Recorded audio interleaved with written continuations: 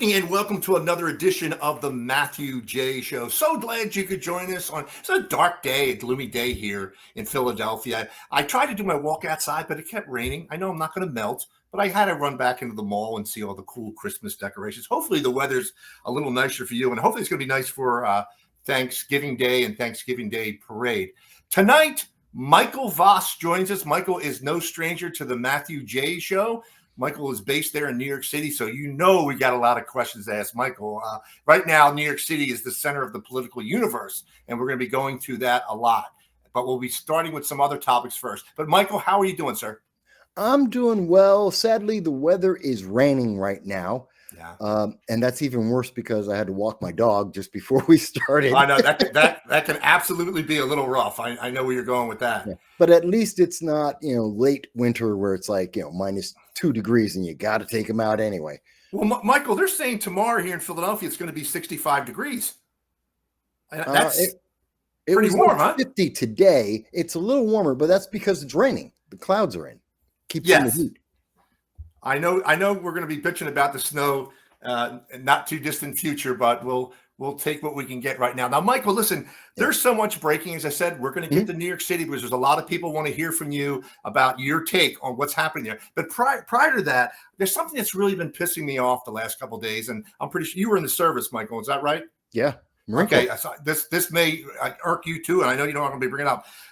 Breaking: the FBI is going to be interviewing the 6 Democrat lawmakers who encourage military members to refuse illegal orders. Yep. Or I guess you would say maybe, and I'll let you explain this better, Michael, chain of command or things like that. Michael, is this against not just say military code, but when the FBI interviews them, do you see any charges pending, or are they just kind of trying to scare them a little bit? No, there's charges. There's something that a lot of people don't know for the officers. When they retire or resign, they can be recalled back into service. They can be forced back. It's tradition of the military. It's always been true. Right. And there is an investigation right now under the DOD where they are considering calling back Mark Kelly back into service, active duty, so they can then court-martial him.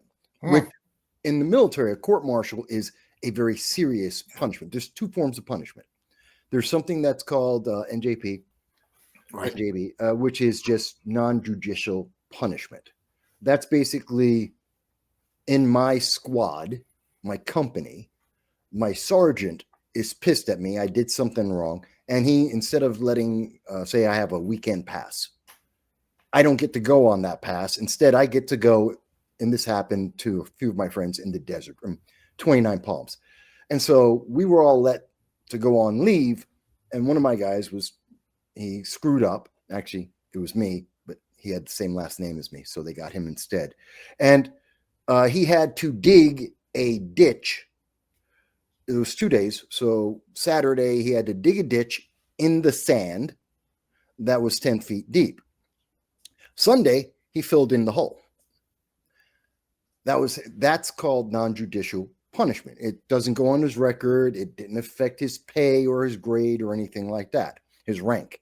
It didn't affect anything, but it was meant to teach him a lesson. Then you have court-martials. Court-martials are like going into a court of law. Okay. It is a serious offense. It means you really screwed up. And here's the thing that makes this really, really serious. Under the military, you're not an American citizen when you join the military. Okay. You suspend your rights as a citizen, which means you are no longer innocent until proven guilty. In the military, you are guilty until proven innocent beyond a shadow of doubt.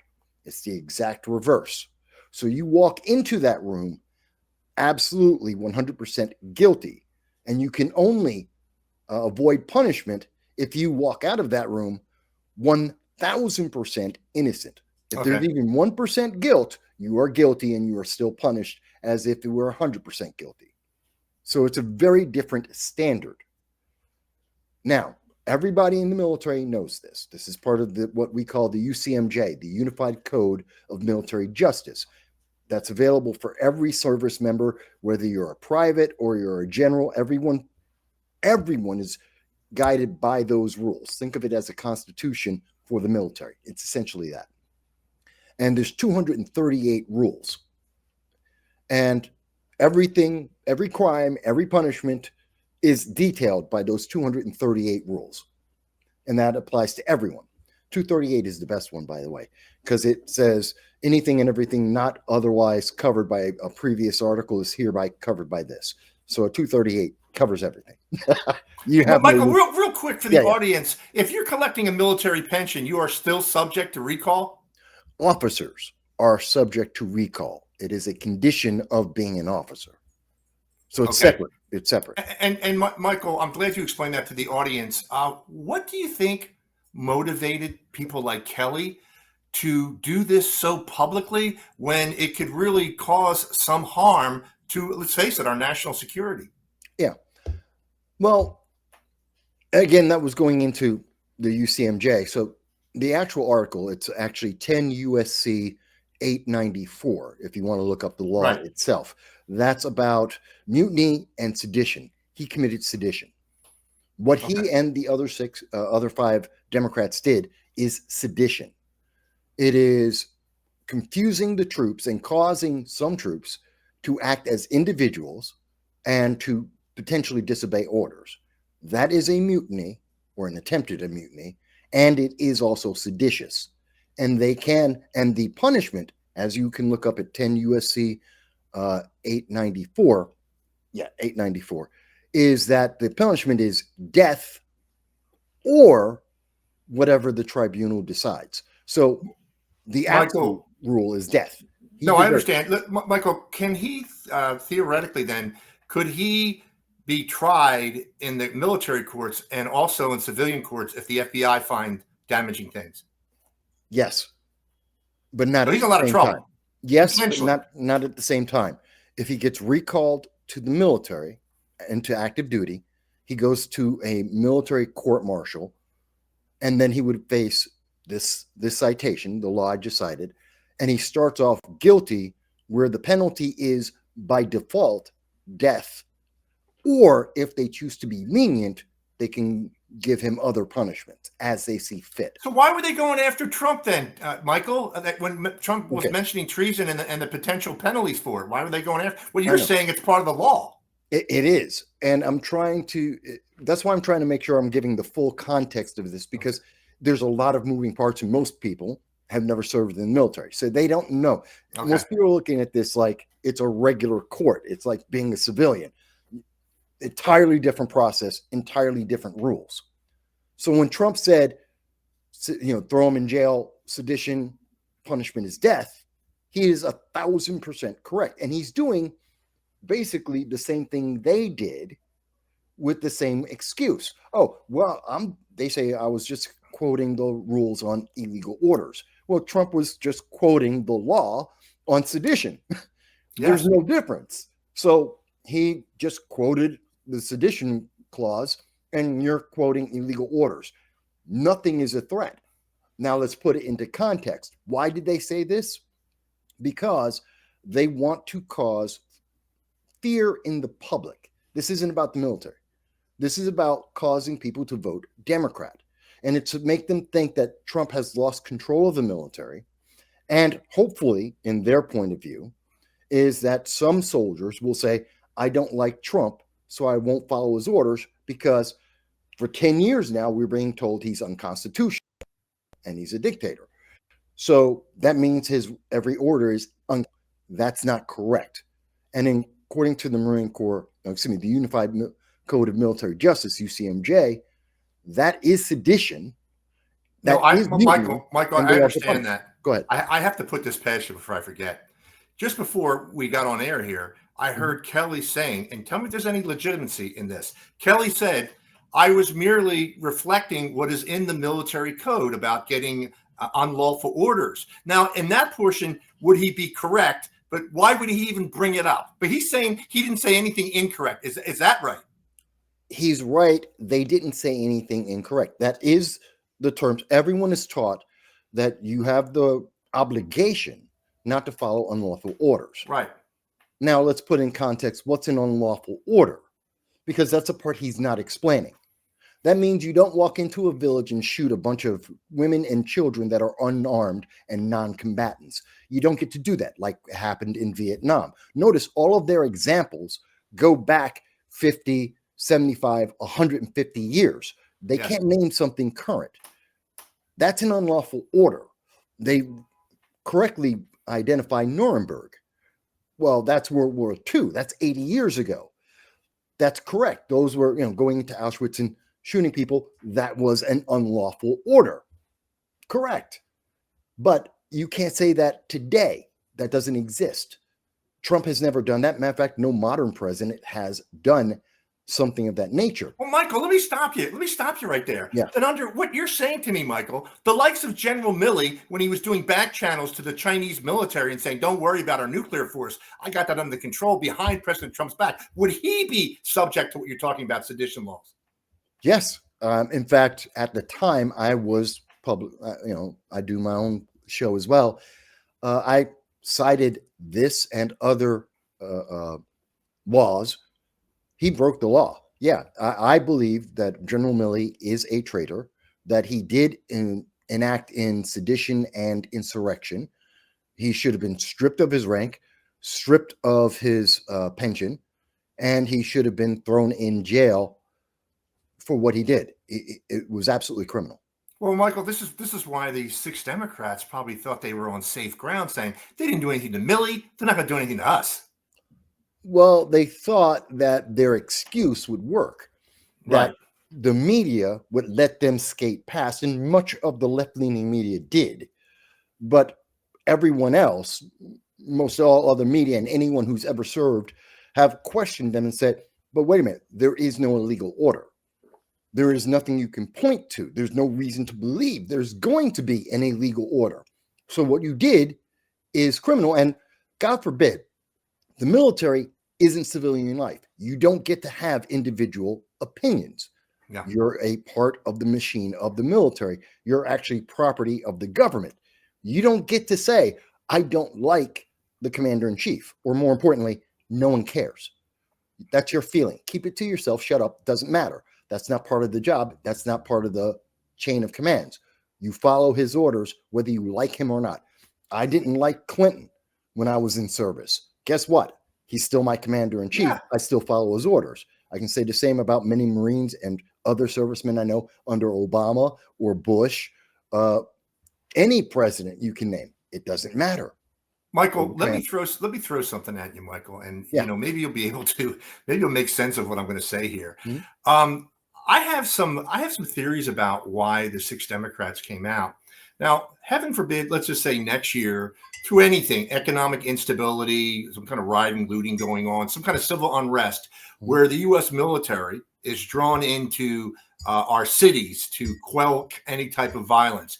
Do you think the 6 Democrats are trying to get ahead of that and saying, listen, if you get unlawful orders next year or the following year to come in and quell some disturbances in our cities, don't follow it? Do you think they're laying the groundwork for something like that? Not quite. I think they were trying to make the average citizen think that Donald Trump is out of control, that he is a dictator, that to give them the impression that he is abusing his power, and that's for the average voter.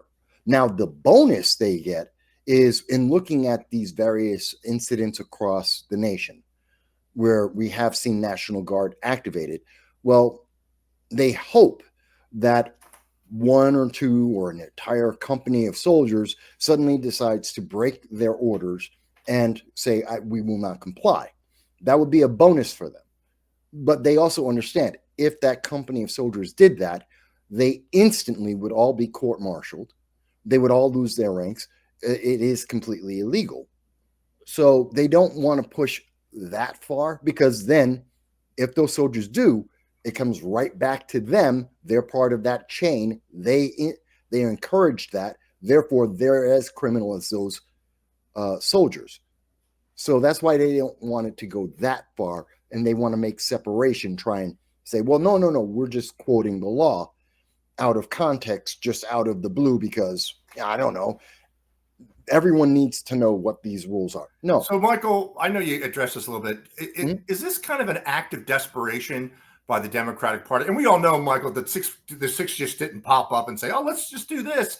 That this is a strategy by the Democratic Party. And I almost kind of look back to Trump's first term to essentially say he's illegitimate. So why would you listen to any of his orders? Well, it's kind of that. And look at the Democratic Party right now. They are floundering. They have no leadership. They have no focus on their issues. They have nothing to rally around. Their donors have abandoned them. We saw in July that Ken Martin, the chair of the DNC, came out and publicly stated that donors weren't giving them any money and they were going to run out of money. It was fear because their support was drying up. Well, what most people didn't notice earlier this week, actually last week, about Thursday, he came out and the Democrats announced they are broke. They had to take a $15 million loan, which by my estimate will just get them to January of 2026. It's not enough money. They're not going to be able to get to the midterms. Right. So they are broke. They have no leader. They have no focus, and they want to win the midterms. They're in trouble. So they need to make America either terrified of their fear mongering that Trump's some kind of dictator, or they need to give some kind of reason for people to rally with them so they can get donations back. Because as it stands, they're going to disappear as a party because of their financial status. They're broke. All of their candidates are right now restricted to just whatever cash in hand they can raise, and the DNC can't help anyone. That means a lot of their races are going to be lost because they have no help. Michael, you were in the military, and obviously you probably talked to a lot of people, veterans and whatnot. Are they must be like really outraged and pissed off that remember the three branches of government, they with these a senator and Congress people, this carries a little bit of weight when they're suggesting to people, maybe some fellow Democrats that are in our armed services, to not go by the chain of command. I mean, I would say if you're the military, veterans or whatever, that you'd be pretty pissed off when stuff like this comes out. And most of them are. Even if you don't like Trump or you don't like Republicans, whatever the case may be, the fact is these are civilians that are trying to run the military. There's a massive separation there. The military runs the military. Civilians are civilians. And they're like, oh, but we served. And yeah, but you're not in now. Now you're a civilian. You were military. Now you're a civilian. Yes, you're retired. Fantastic. You're not in service. You don't have command. So you don't have that authority. You shouldn't be speaking on it. Not in that way. They want to pass a law. That's their right. That's their job as legislators. But they don't have command control, which is what they're trying to exercise. So a lot of people are pissed off of that because this hurts the military. It breaks our military like Democrats have broken our society. It causes, think of it like this. In the military, Marine Corps, I'm a Marine, so it's always framed around the Marine Corps, but it is not uncommon for the order to come down and say, okay, guys, see that machine gun nest that's shooting at us? Go take it out. And the answer is, yes, sir. And we go and take it out. Now, but that's going to get you killed. That's an illegal order. No, it's not. That's normal warfare tactics. That's what the military is there for. And you go and you take it out. There is no individual saying, I don't think that's a great idea. You don't get to say that. You may feel it. You don't get to say that. And you don't get to act on that order. You do it. Oh, I don't understand why we're going to Fallujah or Somalia or Mogadishu. You don't get to make that choice. That's what the generals are for. That's the chain of command. They said you're going there. You go there. Right. You don't understand what politics or what deals or what's happened geopolitically. That's not your job. That's I got you. No, well said, Michael. If you're just joining us tonight, we have Michael Vass live from New York City. And also, if you want to watch on a different platform besides X here, we're also live on Rumble and YouTube. Michael, do you have a few words you'd like to share with the audience? Thank you for giving me the opportunity. One thing that I want people to know, I have zero trust or faith in Zorhan Mamdani and New York State's government, especially under Kathy Hochul. We have massive numbers of homeless. We have massive numbers of veterans that are in desperate need. We have families that are in need. And that's only growing. That's what government has given us. And coming into New York in January 2026 is going to be Zorhan Mamdani. And Zorhan has made the promise that there is no problem government can't solve, except we have seen every problem we have came from government, and government isn't trying to solve it. So rather than let Zorhan Mamdani make the situation worse for the homeless, for veterans, for families, and do nothing, I am trying to raise money for an organization. It's called the Jericho Project. Now, this is a regional, it's not national, it's regional in New York City, to help those groups. I did this for my birthday when I did my birthday marathon, 12 hours. I raised a couple $100 for them. I'm trying to raise, I would like to raise $2,000. 50% of every single dollar and penny that I receive, I'm going to be giving to the Jericho Project in January, so that when the year starts, the homeless, veterans, and families will get the help they need, not through the government system, which will take the next 5 years to actually happen, but in 2026 itself when they need it. And I would love anyone, you can go to my Patreon, you can go to my PayPal, you can go to Super Chats, go to Zazzle and buy a mug like this. I don't care how you do it, whether it's $1, whether it's $1,000. I don't care. Going to put it all together, half of everything goes straight to them. And hopefully everybody watching here, the Matthew J. Show, will go to Michael Voss's site and donate to this certainly very worthy cause. Michael, how long have you been involved with the Jericho Project? I've learned about them and started working to raise money for them back in April. And on my birthday, I did a 12-hour live stream. I do that for my birthday every year.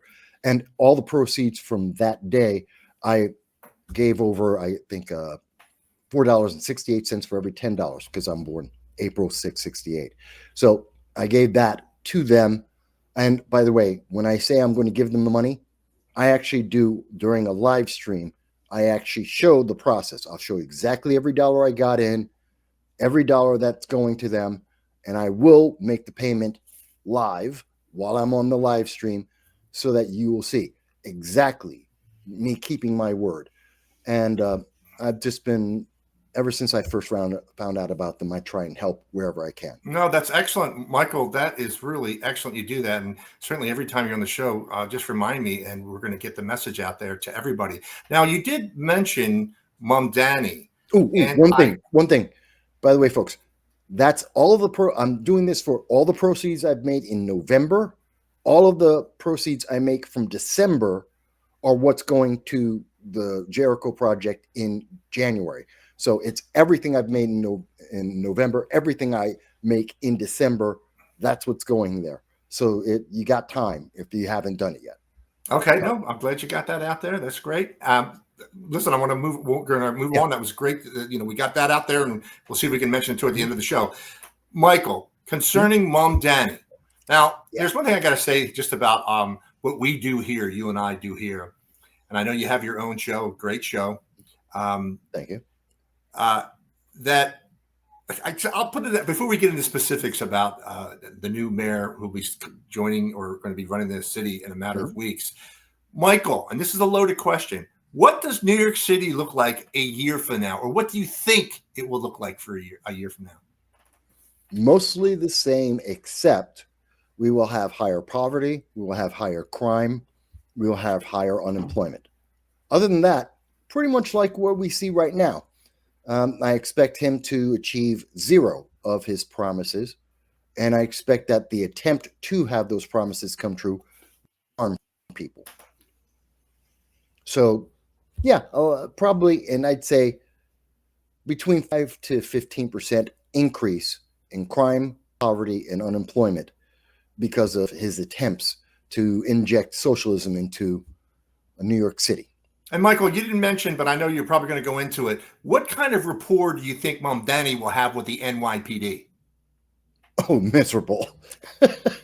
Considering he wants to defund them, as he has publicly stated emphatically, and the fact that he wants to inject a program called Cahoots. It was Right. done in Eugene, Oregon, a town of 200,000 people. It didn't work in Eugene, mind you, much smaller city with fewer problems, far less crime, far more integrated community, and bringing social workers to do the job of police completely failed. The program closed in May of 2025. It didn't serve the people and it cost money. It was a complete and abject failure. And he wants to take that program, copy pasted, and put it in New York. Yeah. So you don't like the police. You want to have less police. You want to have more crime because he believes in the revolving door of social justice. And you're going to put social workers in on a program that failed in a far smaller. I mean, New York has 8.5 million people. It didn't work in a town of 200,000. You think it's going to work here? Michael, do you envision when he comes into office in a matter of weeks, particularly when it comes again to the NYPD and law enforcement, that he will be advocating for more of a social worker response to potentially dangerous situations? Mm-hmm. Yes, he is. That's the Cahoots program. That's exactly what it is. That is his idea, and it's going to endanger a lot of lives. A lot of people. Michael, have you been hearing anything about early retirements from the NYPD? Do they see the writing on the wall? We have been seeing people.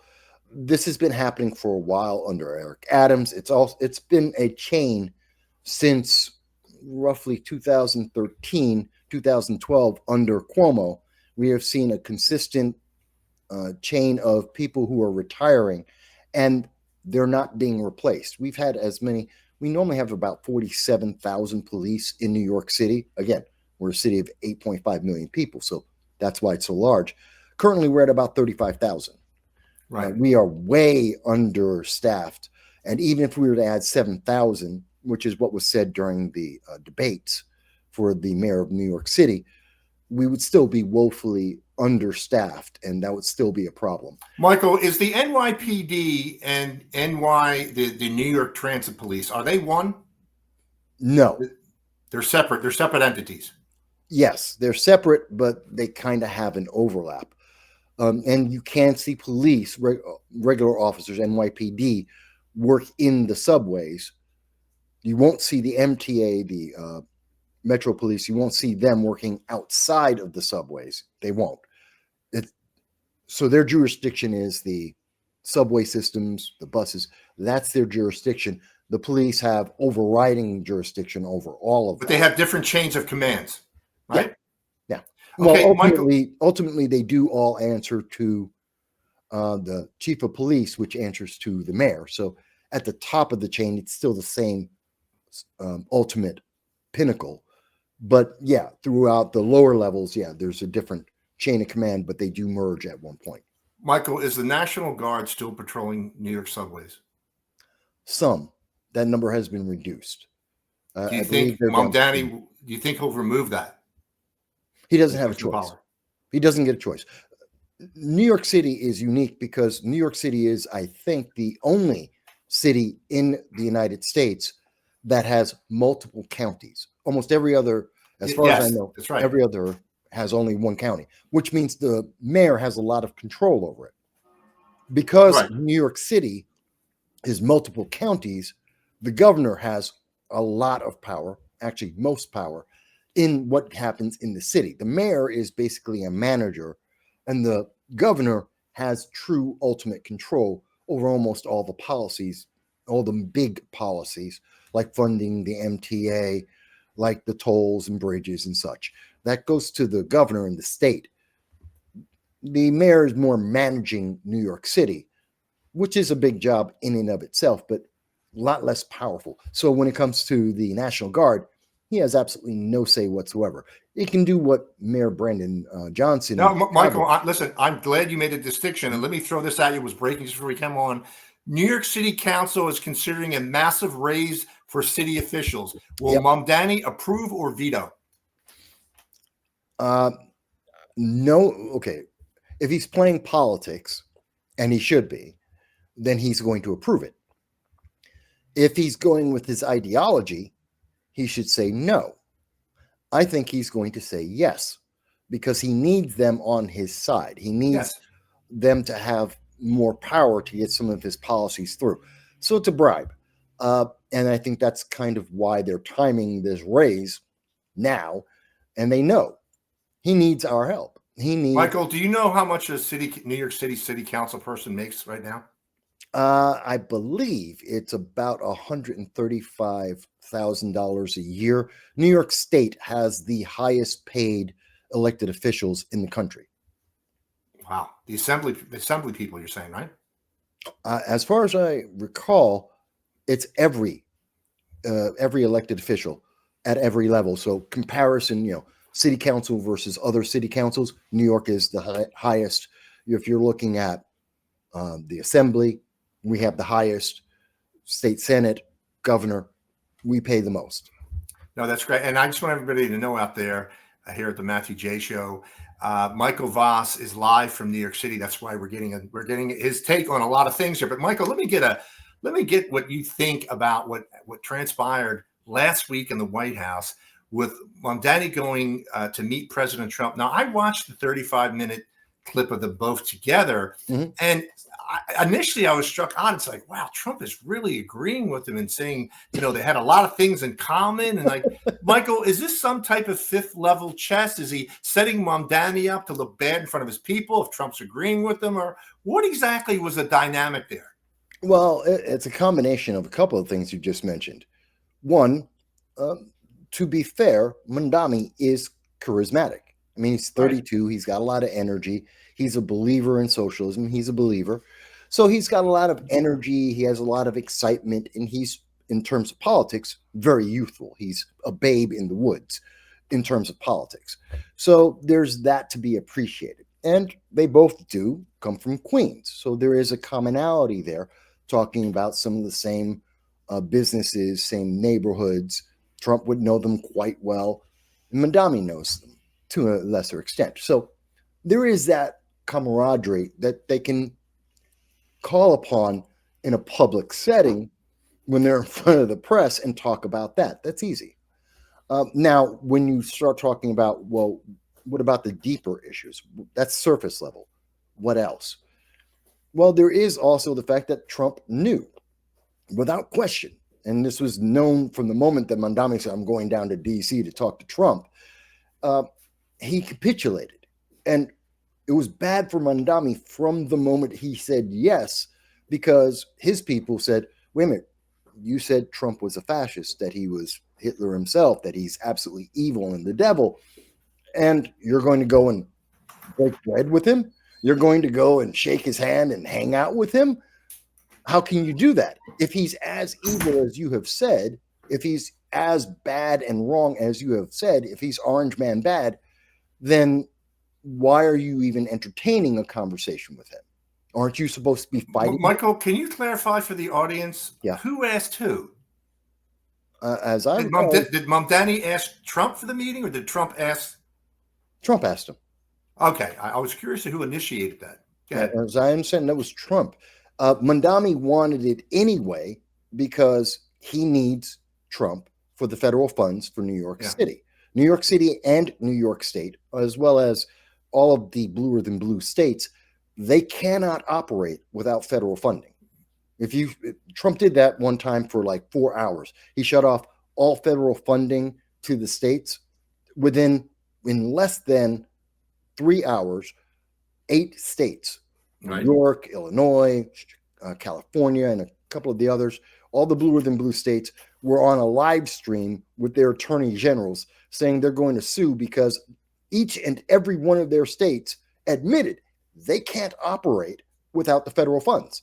They have destroyed their economies and their Tish James was involved in some of that. I saw today there was something that she was mad about, a $400 million thing that the Trump administration, I mean, she's involved with some stuff against the Trump administration, right? Letitia James is involved in a lot of things.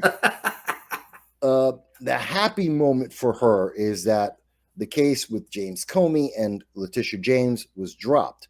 And the media are misleading the public, trying to make it sound like, well, they're innocent. No, that isn't what the judge said at all.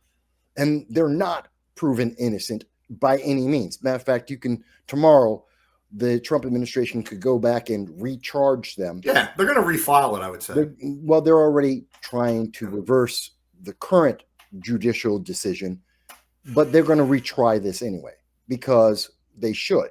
The crime hasn't been decided. This was just bureaucratic red tape. The charges weren't done according to the right paperwork. That's it. This is a paperwork issue. You didn't do the right paperwork. In other words, the AG appointed by Donald Trump was there too long. She went over 120 days before she got confirmed. So day 121, and she says, okay, I'm going to do this. She didn't have the authorization at that moment. This is paperwork. That's all it is. It wasn't about, these charges were wrong or unjust or unconstitutional. She, by paperwork, didn't have the ability to do it, and that's why the case was dropped. Fruit of the Michael, can I ask you? There's going to be a lot of worms in this apple. Could have Pam Bondi gotten to this a little earlier, and maybe we wouldn't be in this kind of mess right now? Has there been any foot dragging as far as charging officials like Comey and hopefully eventually Brennan and Clapper? Do you see? Could it be expedited, or why are things kind of slow? Well, part of that is the prior Virginia Attorney General dragged their feet and was trying not to bring these charges. Yeah. They, according to what we have heard from the previous Attorney General, he didn't think it was the strongest case. Not that there wasn't a case. He didn't think it was a strong case, so he didn't want to do it. And attorney generals, like prosecutors, get to choose what cases they bring charges on. And they always want to bring something they think they can win easily because it makes them look better and gets them reelected. But in this case, he didn't think it was as easy a case to win based on the nature of the charges and the public personalities involved. Politics would be involved in this. So he wanted to stay away from it because politically it would hurt him with Democrats, which are Virginia is a very much left-leaning state, not completely, but left-leaning. And so it would hurt his political career going forward. That's why he resigned and we got someone else in. Now, could this have been done sooner? The whole process. He resigns and we get someone else in and they move forward with the charges as they are, knowing it's a difficult case.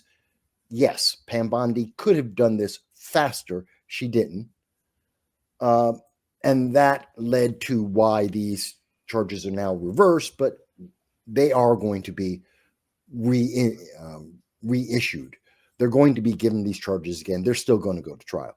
It's just whether it's going to be under this AG or a different one, same charges, same people, still going to go forward. Michael, do the American people have a right to be a little pissed off at, again, the slow nature of a lot of things? We look at the Russian collusion hoax and what they dragged President Trump through for years and years and years. So MAGA, American First, or just any decent, rational, sane American would want to see some type of accountability for them. So when these things happen, like a couple of days ago when the charges are dropped, people are like punching their TV screen saying like, are you telling me the deep state is that deep that they can move these things away? I know Pam Bondi's appealing, but there's no guarantee there, Michael, either. Like we got to see some accountability, and I'm not seeing it yet. Well, there's two parts to that.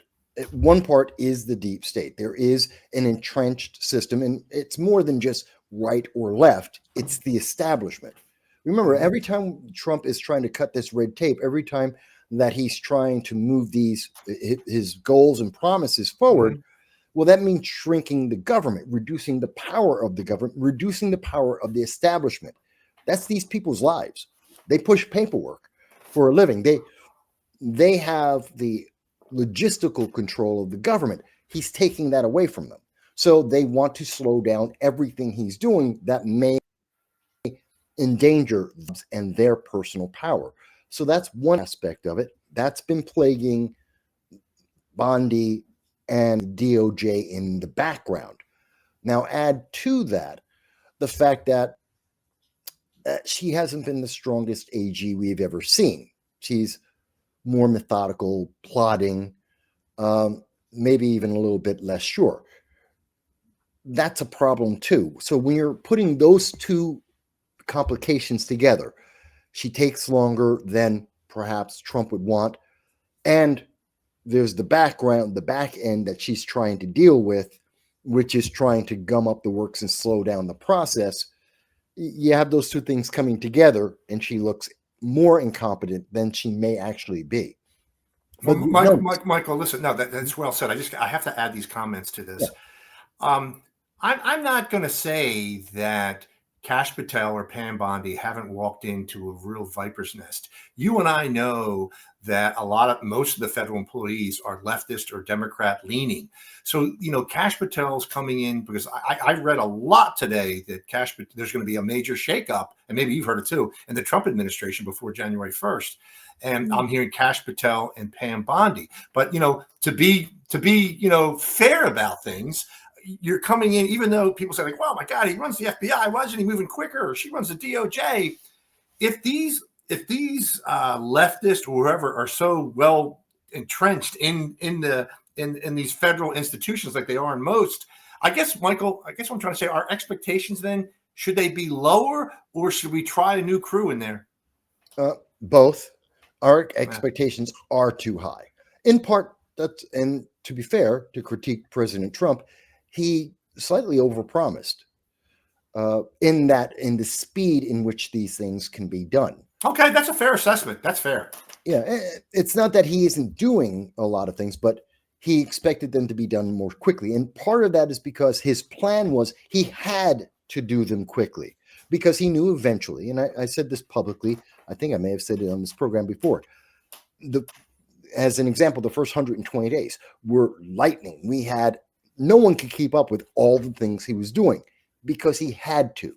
Because literally the day after the 2026 midterm elections, Donald Trump is a lame duck president. He has 2 years. He doesn't get a third term. He's done. So he has to get as much done as quickly as possible before he loses the leverage that he has as president, that he has right now. And especially the first 120 days, they were critical.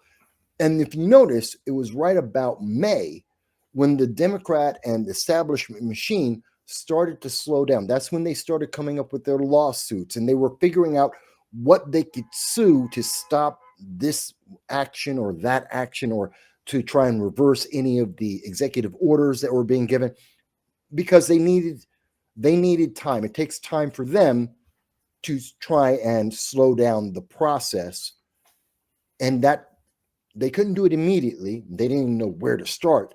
Once they did and they picked something, then we started everything to slow down to a pace that we've seen under most presidents, and that's where we are today. Well, Michael, real quick, and this is an important point that you brought up, and it's the headline 2 or 3 minutes ago. Maybe you don't think it is, but it is, and I'll explain in a second. When you said that President Trump sometimes promises more than he can follow through with. This is, I know you're America first. You went to best. We support President Trump. Yeah. It doesn't mean that we can't have constructive dialogue about what is going on. And the reason I bring this up, Michael, because I was on the show last week with Dr. Joseph Cotto, and we were talking about this very thing.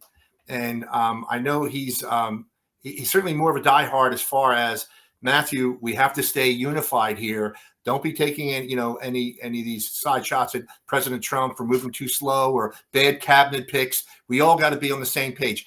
To a degree, I say, okay, we've got to be unified. We got the midterms coming up, 2028. But on the flip side, Michael, besides what you're talking about, President Trump and maybe promising the world, and not just here domestically, let's say for resolving the Ukraine war, which we'll talk about a little later. But there is discontent in our great nation, and in particular under 30s, where, people are having difficulties even getting a mortgage or even a car loan. I know President Trump's addressing that with a 50-year mortgage and a 15-year car loan. And, there's probably big question marks about that as well. But I think what's important, and you did it there, Michael, and, you didn't go overboard on it, but it's a valid point when you say, President Trump may be promising too much. But there's a lot of people out there on the conservative side would say, shh, don't talk about that. Everything is just fine. You shouldn't say a word about it. I disagree with that. I certainly disagree with that portion. When you call balls and strikes, that's what I call constructive dialogue. But if this internal MAGA feud continues, and I don't think it's overwhelming, Michael, but obviously, your own media, social media, you do what I do. You've got to be noticing what's happening, particularly that voter block that's under the age 30 or 40 that feel left out of what's happening in the U.S. economy. You have to start listening to them. And if you don't, you have the likes of, say, Nick Fuentes getting over 1 million followers immediately. Why? He's only 27 years old. I know he says a lot of crazy stuff, but there's a cohort out there that's now saying Nick's talking about what we want, what we think about a lot. Why isn't the administration? Okay. That's a lot of stuff. Let me try and break down a couple of pieces of that. All right. Part of the problem is the public have been trained to think of politics and policy as an instantaneous gratification. Mm-hmm. They believe that, the answer, whatever the issue may be, will have a response or resolution within 3 months on average, maybe 6 months, which is usually the time frame of what the public remembers about any issue. If you're not following politics on a regular basis, if you're not like you and I, we're commentators, pundits, and political junkies, we remember stuff, and we also understand the timetables that these things have. Right. A great example is tariffs. You were told back in April that the entire economy was going to be destroyed and that by the end of the year, we'd be in a depression. Guess what? We're not. It didn't work. And matter of fact, we've got enough money that, Donald Trump has the choice of either lowering the national debt, which I think is the correct answer, or you can go and give everyone a $2,000 check, which is great. But that's because the tariffs work, and it's a long-term plan. Yes. And the ultimate goal takes 5 to 10 years, which is to bring in manufacturing back into the United States. That takes time. I mean, you got to build a factory, you got to hire the personnel, you got to pick what you're going to do. So it's a long-term plan. People aren't used to that anymore. There's another piece of what you were saying. And you have the people like the Fuentes, who's a nut job. Fuentes is a nut job. And he's a psychopath, and I denounce him. I think he's repulsive and repugnant. But he's there as a symptom of that in immediacy. Since people aren't, especially younger people, aren't getting what they want in immediacy, they think they're not getting it at all. They think they've been overlooked. And so that's where Fuentes takes advantage of people in that moment of vulnerability, because their expectation doesn't match the reality in their short-term view. Right. Long-term, it does. So part of why I say Donald Trump, he's overpromised a little bit. And that's because there's a gap in the expectation versus the actual outcome. Now, the other thing that you mentioned in that is that, oh God, I just had it when I was talking about Fuentes. So there's the expectations you were asking about. So, Michael, sorry, I asked too much, man. You asked a lot all at once, so I'm trying to remember it all. No, it's okay now, Michael. If you mind, I listened to every word. The audience listened. That was a great synopsis there. I want to make sure we get it out there too, Michael. You and I know. I know what it is. I know what it is. Okay. Every president deserves critique, fair critique. Right. Okay. Because everyone's human being. Every politician is a human being. We're all flawed. We all make mistakes. We all have different points of view and capabilities. Okay. And it's not unfair to critique something about President Trump. If I agree with 80% of what he says and 20% I disagree with, as an example, going to what should we do with the tariff money? I think it could be economically better for the nation to pay off the national debt. But it is also a stimulus, and it is good also politically to give everyone a $2,000 check. There are two goods. They both can be beneficial. One is a little bit longer term, one's a little bit shorter term, but these are the options. And Trump right now is saying that he's looking at the $2,000 check. It's not a bad thing. I just don't agree. Does that mean I suddenly hate Donald Trump and don't want all of his other policies to work? No, it means I have a disagreement based on my outlook on the economics. It's not the same thing as saying, well, he's obviously the devil because he's not doing what I want. So you hear the media constantly trying to gin up that Republicans are in as much of a civil war, as fractured and as incompetent as the Democrats are. We're not. Nowhere even close. And this isn't unusual. There's every president, their party has some differences. But again, is the Republican Party out of money? Are we taking loans just to keep ourselves alive? Are our candidates falling apart everywhere? Do we not still have a mandate from the public on most of the major issues? These are all yes.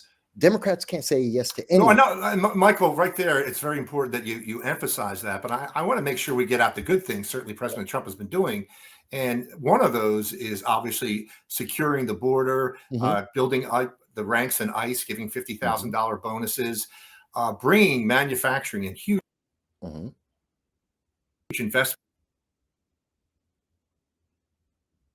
Attacking this woke virus of a lot of great things for fellow men, supporting law enforcement, supporting our military, doing great things for the country. And I am not forgetting that. But I think, and again, the person I brought up that I did the interview last week, I don't disagree with him. I think, yes, there's certainly a big cause made for stay focused and don't go negative. Don't go too negative on Trump or the Trump administration. And Michael, you and I know it, man. When people are campaigning, I'm not saying necessarily about President Trump. It could be any politician, okay, saying I'm going to do X, Y, and Z. And once they get into D.C., obviously reaching across the aisle on issues like that and different various stakeholders, things can take a long time, which you did emphasize in the last couple minutes. But in our culture, as you know, American culture, we're both in the same age group. It's like, I want it now. Well, some of the tariff money and things like that may take a little time. But my question I did want to ask you, Michael, is do you think if the delay is too long, this will affect our chances in the midterms and ultimately in 2028? No, because does it interrupt our short term? Yes. But then we're coming into 2026. We could see some of the results of many of these policies by that time. So that's one thing. Two, some of the things have already impacted us. The border's shut effectively. I mean, we're seeing 93% less illegal aliens trying to enter into America than under the Biden administration. That's an immediate impact. We are seeing illegal aliens leave. I've seen quotes as money as 1.5 million, could be more, could be a little bit less. That's the ones we have actively sent out of the country, not counting those that have voluntarily left because they're afraid that they're going to be deported to El Salvador or Antarctica, which I'm perfectly okay. Send them to Antarctica. I don't care. They're not our people, not our problem. Send them there. Not everyone will agree with that, but it's just the truth. So we are seeing some immediate impacts. It's that we're really fighting against the media impression of what's happening. And the media, which has a very clear bias, they want everyone to vote Democrat. That's their political alignment, and they want people to obey and go into that alignment. So we're really fighting their impression of reality, which isn't necessarily connected. I mean, again, we can point to what's going on with Mark Kelly, and they're trying to defend, they didn't do anything wrong. It's a clear violation of law. Right. Their intent is bare open to everyone, but they're trying to change the story. They're trying to spin it so that Trump is the bad guy. And think about the 2024 election in November. Donald Trump, surprisingly, was running on every single Democratic ticket. He was boogeyman against. He was running for everything. Your local set. He was running for your local city council. He was running for your state legislature. He was running for the governor. He was in every race, which is ridiculous. Obviously, patently ridiculous. But that's the impression they wanted to put out there. That's the only answer they have is Orange Man. So that's what we're really fighting against right now. Fear that they have been trying to sell to us for 10 years. Yes. And it really isn't working that much. So I don't think that's our problem in 26 or in 28. Okay, now that's well said. Michael, I have to bring it back to the discussion back to New York City, because there was a question or two that I did want to ask you, and I do want to address. Sure. I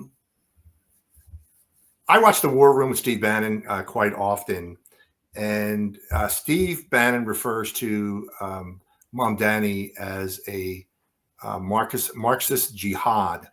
Now, I'm not gonna, I guess that's open to debate. However, when I watched his victory speech, Michael, Mamdani's victory speech, he was talking a lot about, he's going to help single moms and a lot of other pressing issues dealt with economic. Okay, I'm not saying anything's wrong with that. But what I kind of didn't hear him say, other than, Trump, do you hear me and stuff like that, did he talk about like things that, like, let's say the family unit, or what he's going to do for everyone in the 5 boroughs, everybody in New York City? He has to be, not just the 800,000 Muslims, but what is he going to do for all New York City residents? And I don't know if I heard a lot of that speech. I mean, when he was on the stump, it was all happy smiles, going to nightclubs and, campaigning and things like that. But he sounded very businesslike, Michael, giving that victory speech. So I'm wondering what Mamdani we're going to see governing starting January 1st or whenever he starts. They're both the same Mamdani. They're the same. It's socialism. Socialism always comes to you with a very happy, wonderful smile on its face, telling you that you'll get everything you've ever needed. Keyword, need, not want, not deserve, what you need, as determined by whoever's in charge. And once they take the power, then comes the other part of the deal. This is the deal with the devil. There's another part. You always get, when you make a deal with the devil, you always get what you want. Not necessarily the way you think you do, but you always get it. And then comes the other part, the part where you have to pay off, or it's not exactly what you think you were getting.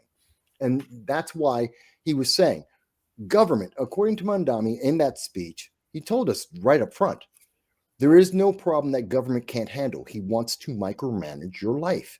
Every issue, every aspect of your life should be run by government. Every one of his policies, and most people didn't analyze this. They didn't think about what he was saying. They were being carried by the emotion of what he was saying. Free stuff, feel good. I'm here to help you. They're not looking at the fine details of, okay, but government, every single policy, every action he's talking about is more government, even more government. None of his policies, they say, well, he's a socialist. He's here for the people. Then why does every single policy and everything he say reflect on more government? He doesn't ever say, I'm going to help the people. Michael, is Albany going to green light most of his stuff? No. Because Kathy Hochul wants to get reelected. No. So how's she going to deal with him? It's like a tightrope act. Kind of, but he's not important. Mamdani is important in the moment, but New York City doesn't determine national or even state policy. And it's not necessary for Mamdani to agree for New York State to continue to operate. Again, he doesn't have ultimate control there. He has to beg to the state and the federal government to run New York on a lot of issues. So he's going to, they want him in because that helps them maintain power, like in the New York 12th district, where you have Cameron Kasky. He's the business partner of David Hogg and the March for Our Lives campaign. The anti-Second Amendment people, they're trying to get into the New York 12th district. Having a socialist as mayor helps Cameron Kasky get elected because his policies are basically a progressive socialist as well. And so that gives them some help. They want a Democrat in that seat. Right. But in terms of, I think I've said it with you before, if only 1% of New York City leaves New York City, the state loses $2 billion. Wow. The math is absolutely solid. I don't want to go through it. It's hard. Everyone visualize, but it's real simple. 1% of New York leaves. That's 85,000 people. New York State loses $2 billion. We are already in debt. That means that everyone is hurt by this because taxes go up on everyone. And that means more people, more businesses leave, which then again creates more unemployment, that creates more poverty. It creates more people who are desperately on the tit of government for aid to stay alive, like food stamps. And now New York falls even further down. It is a vortex, and it is almost never ending. That's why they have to say no to him, because if they don't, it's not 1% that leave New York City, which, by the way, we already know is happening.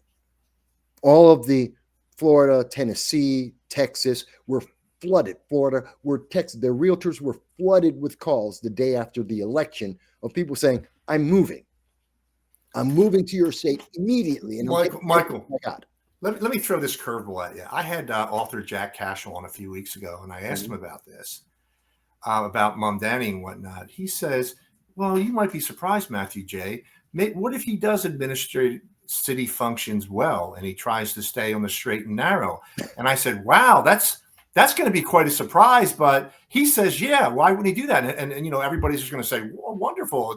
All that hoopla about him coming in and being, somebody that's going to disrupt a lot of things, it's not going to come to fruition. But if, like you're saying, Michael, if you believe what he's saying, there's going to be some serious consequences for the residents of New York City. And New York State. It escalates far, far beyond just New York City. And people aren't thinking about that. And imagine, I just gave you a scenario based on 1% of New York City. What happens if it's 5%? What if it's 10%? That's not a lot of people per se, but it's devastating to the state. It impoverishes hundreds of thousands of people. No one's thinking about it like that. And based on the policies that he has told us, his policies don't work. None of them work. They have never worked anywhere. They'll look good for about a month. Michael, didn't you tell me on a previous show, I think Mamdani wants to have the city-run grocery stores, but they have failed terribly, right? Yes. They failed in Kansas City and a few other places, everywhere they've been done. And, of course, this idea comes straight out of the Soviet Union, where I've been. It's a failure. So I already know what to expect because I've lived in Moscow and I've seen how it works. And I've seen also here in the United States when they say, we can do it better. It's going to be the new version of socialism. And it fails just the same way as the old version did. So it's going to fail with Mamdani just like it failed everywhere else. Simplest way to think of it. Do you want to go to a grocery store run by the DMV? About people who don't care whether you get food, whether it's fresh or rotten. They can't get fired because they're union members. It doesn't matter whether they treat you well or badly because they can't get fired. And their job isn't based on profit motive. Their job is based on seniority. How long have I been on this job? That's the DMV process. Yes. That's what he's going to have running the grocery store. Do you want to shop there?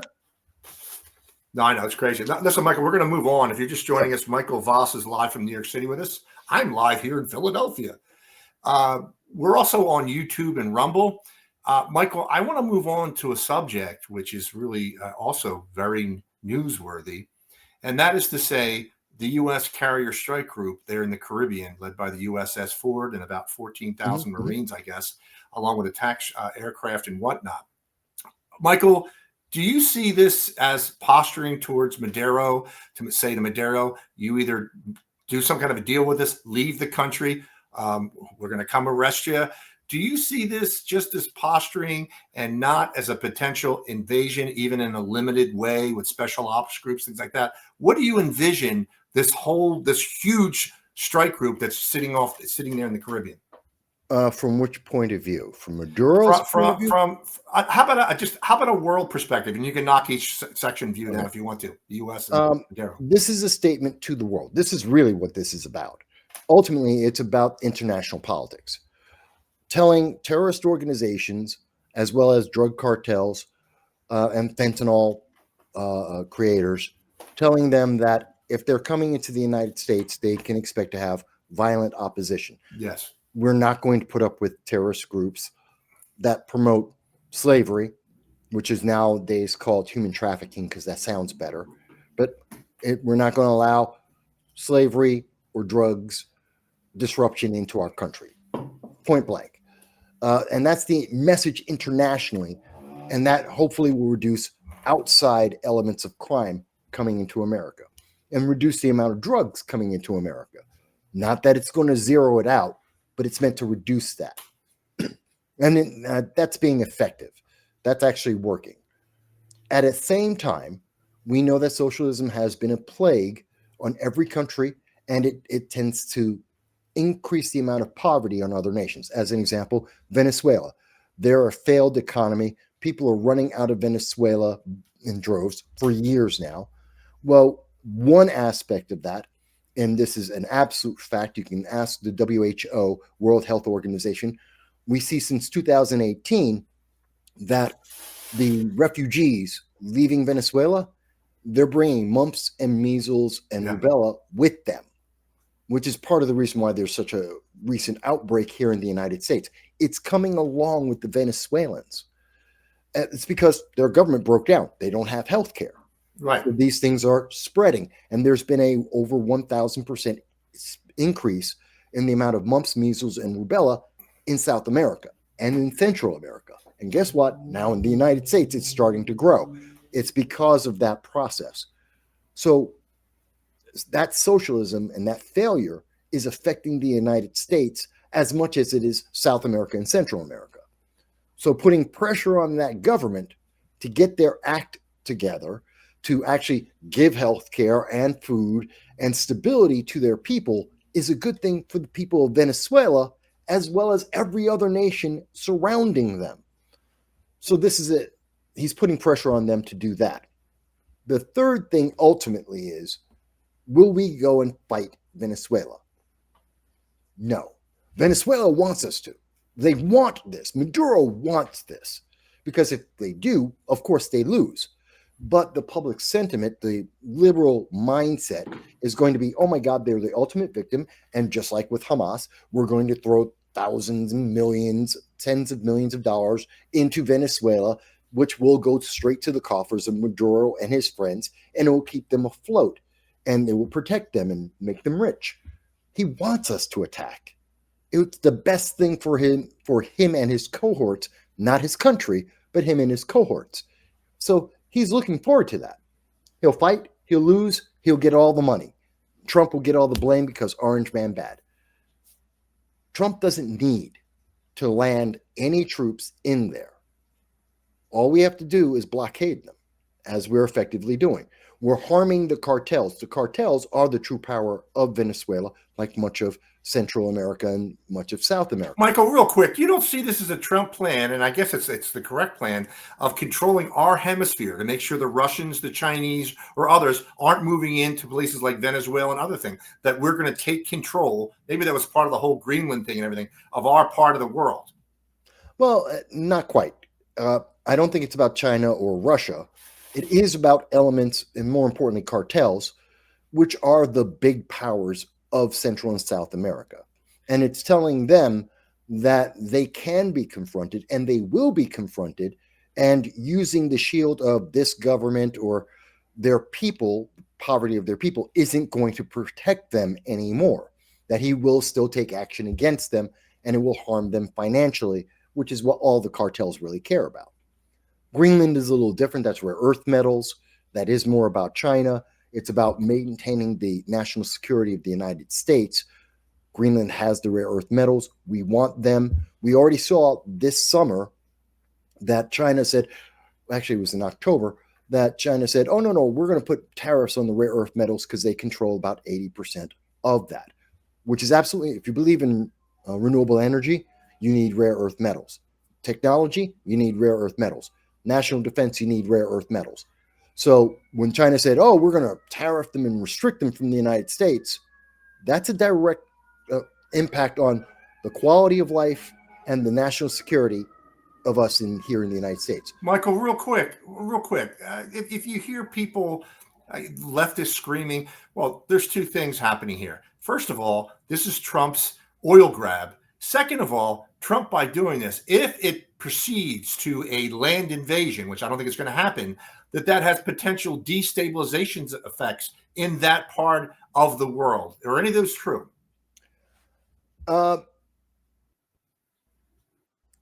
In a way, now this is my personal view. If we're taking, should we take over Venezuela? Sure, why not? I'll take them for their oil. I don't mind.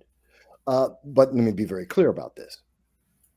We should never land any troop, any American troop, in any country unless we plan to take it over. So if Trump does put a soldier, even one, onto Venezuelan soil, I want to take the country. Michael, you are very consistent. Do you know you've said that before? I will give it. You were very consistent on that. Well, it's a very simple rule, but I think it's important. Now, why would we want to do that? Oil reserves, which then means the quality of life in America continues to be guaranteed. It gives us more assets to build up the GDP of the nation. It helps us long term as we look for alternative ways to provide energy to the nation, which the answer to that is, of course, nuclear energy. But no one wants to talk about that. Michael, what percentage of the Venezuelans would openly embrace America taking over or coming in? What percentage of Venezuelans want to do away with Maduro and would welcome the American intervention? I believe that ultimately the answer would be at least half of them. Because if we took over, and they'll say, well, you're a colonizer. So what? Every country in the world that exists right now is someone who colonized someone else. Let's get past that. That's just stupid. That's just leftists crying. The fact is, what happens? Same thing that would have happened in Afghanistan if we did this then. We're going to step in. We're going to build an infrastructure. We're going to give them schools, electricity, plumbing, doctors, healthcare. We're going to rebuild that nation. We're going to make it the jewel of the South America.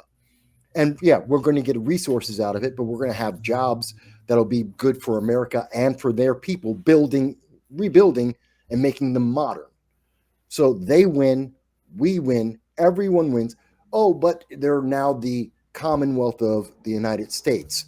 That may suck. 2 generations, they can say that they're independent again, just like Puerto Rico can. Michael, wait a minute. Do you work for the Trump administration? You certainly sound that sounds a lot familiar what I'm hearing there. But I understand, Michael. That is it's logical. I don't, I'm listening to you. Whether I disagree is another thing. But before we move on, I just want to make sure I have a highlight. I'm with you. I just need to go off screen for what I'm with you. Go ahead. I got you. When I'm thinking about what you said, and when you come back on, you can respond. I think the Michael Vass message here, when it comes to Venezuela, is that if I was a Mexican cartel, I know these aren't your words. If I was a Mexican cartel, and I'm looking at a U.S. strike group led by the USS Ford and 14,000 Marines and countless warplanes, I would definitely be concerned that power of the U.S. military will not be used on Mexico. Now, my understanding is that President Trump already authorized special operations. This deals with the Mexican border into northern Mexico. That he's already authorized operations there, and I think intelligence surveillance aircraft are flying around and whatnot. And we all know, and if I may add this, Michael, and I said this last week on a program, a little bit of a personal story in this. As you probably know, I retired as a transit official here in Philadelphia, and I got a chance to see a lot of misery and what fentanyl and other drugs do, and what I mean by that, but is that over the years I was there for a few decades in that capacity as an official, and the amount of people, kids, I wouldn't say kids, early 20s, late teens, early 20s, that died from fentanyl on the buses, the trains, the subways was heartbreaking. And this was more frequent than you would think, Michael. They'd get on the train and the operator at the end of the line would try to get them, up, and they had already passed. So the drug problem is a very real issue here. And I think a lot of families can say, wow, I'm certainly 100% behind President Trump, trying to stop these things. As you know, what's he going after, about 20 narco boats, Michael, and he's neutralized them. So it's obviously a very dangerous business to be in if you're going to be transporting drugs, particularly in the Caribbean or near Venezuela. Yeah, but kind of always was. So, Michael, I guess what I'm saying here, and I think you've pretty much emphasized it, is that do you believe the American people are fully in support of the Venezuela operation? Not fully, but they are majority. The majority are, because I think the majority understand the stakes involved. The media, of course, is trying to twist this. Oh my God, it's so evil. We're blowing up fishing boats. Have you seen the images of the boats? They're not fishing boats. They're not even close to, cigar boats aren't used for fishing. They're used for speed on, racing and drugs trafficking. They're not used to fish. Michael, isn't it amazing? Yeah. The atom shifts of the world are going ballistic, that President Trump was attacking these narco boats. But I do believe when Obama was president, he authorized drone strikes overseas, which resulted in Americans dying. So isn't it odd that they're saying, Obama could do whatever he ran wild, but when President Trump tries to take the initiative and address this drug issue, that no, you got to go through Congress. Is there any merit to that? Well, yes. What you're speaking about is the authorization of military use against American citizens on foreign soil. That was authored by Barack Obama. That said that, yes, even without charges, even without a trial, if the president of the United States decides that you're a terrorist, he can use a drone and bomb you in a wedding full of people in a foreign country. That's what Obama did in Yemen. That's why his nickname was the Obama. That's what he did. Now let's compare that to what we're talking about with Trump. These aren't American citizens. These are individuals that pose a national threat, both because of drugs and slavery and just physical violence against American citizens. They're breaking the law, breaking into our country. That's another crime that they have going on. And of course, as I mentioned, this is now cascading into other nations, having impacts on them, both socially and economically. So, Schiff is trying to play with the public image. He doesn't want to show you the cigar boats that they're using to transport these drugs. He just wants to use the idea, and he's also warping the idea, not talking about any of the consequences or any of the leading causes that brought us to this moment. He's trying to picture this in the most evil and fearful way because he thinks that will get him votes and donations. And Michael, just to make it clear, I want to get your spin on this. The way Schiff and others talk about it, this could be just a father out fishing with his sons and the boats are blowing up. But I mean, these boats apparently have extra fuel capacity. There was a submarine involved. So what I'm trying to say to you, Michael, are you highly confident that what is being targeted, the narco boats, are actually these narco terrorists or narco whatever? I have like 95% confidence that every single boat that's been struck is exactly what we think it is. We have a very competent Coast Guard and Navy. We know the difference between a fishing boat and a cigarette boat, as well as a warship. We have the technology. We have the experienced people. We know what the difference is. Michael, is the Coast Guard not just used, obviously, in American waters? You're saying you can use Coast Guard vessels in the Caribbean, like down by Venezuela? No. We have the Coast Guard.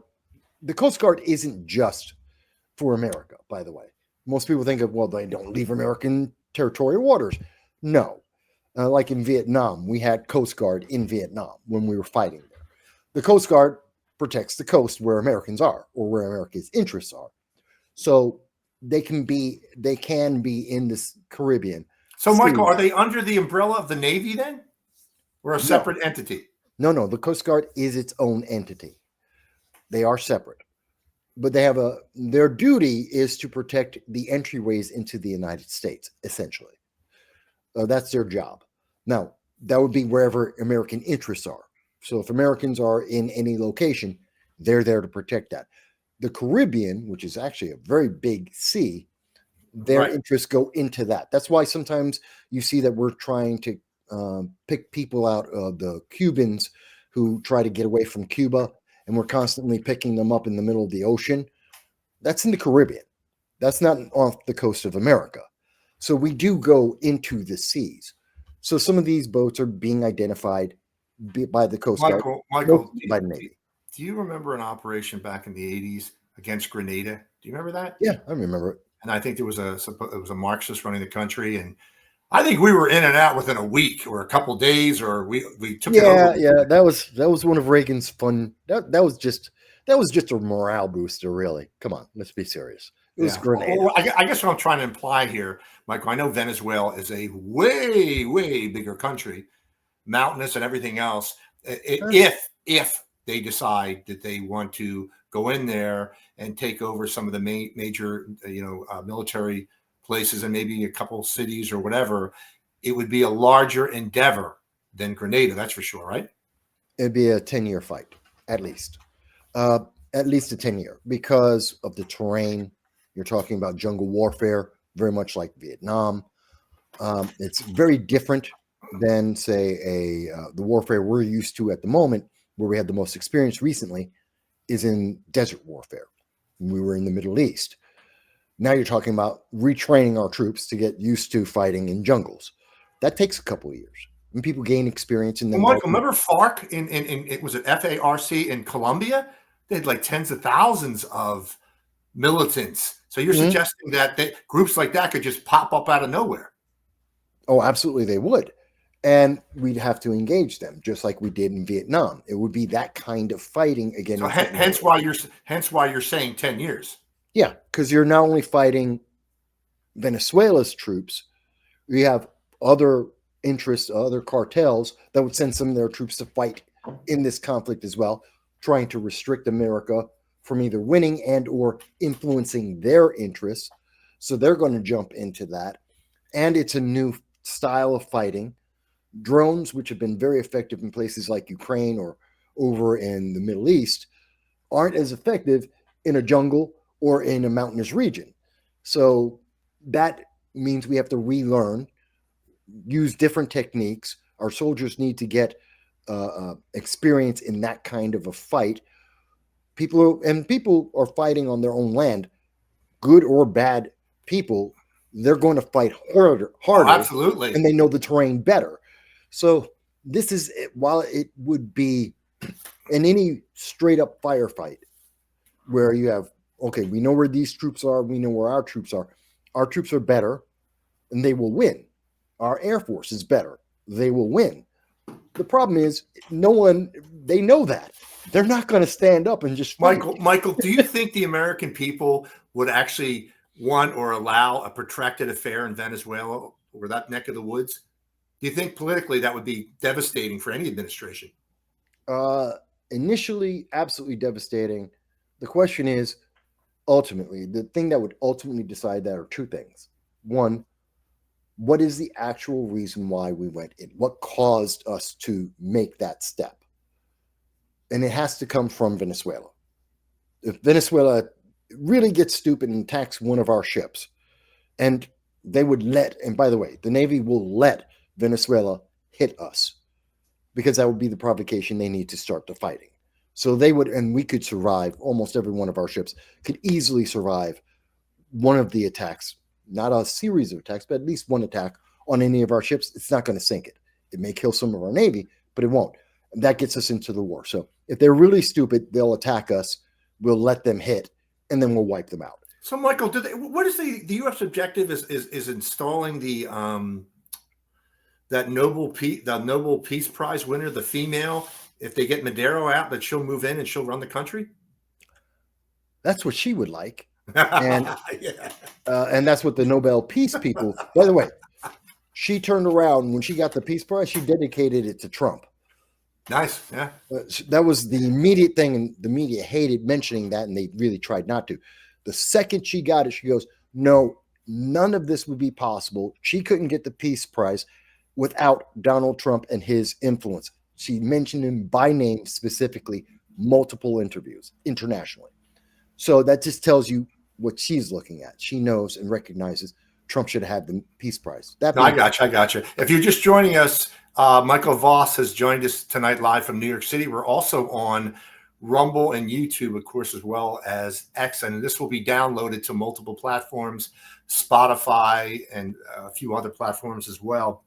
Michael, I want to move back to the United States of America, and I want to get your thoughts on recent operations here in the United States that have to do with President Trump's anti-crime initiative, particularly Operation Midway Blitz in Chicago, with big reductions in homicides, carjacking, shootings, assaults, robberies, and other cities like, DC, Memphis. Michael, do you see this going to even larger cities?